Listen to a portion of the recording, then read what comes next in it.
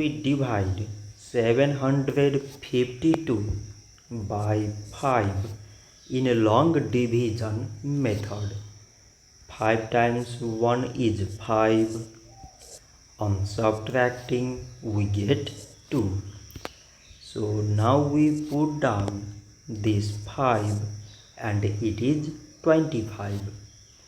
5 times 5 is 25.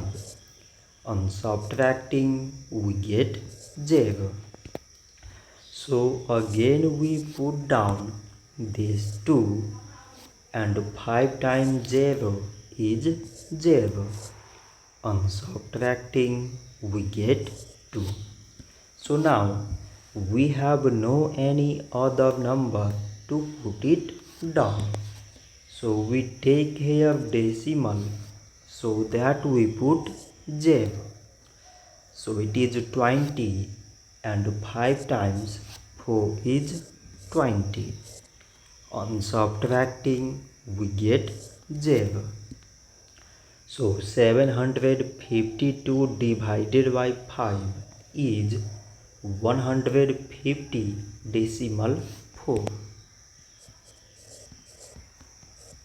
So this much for today and thanks for watching.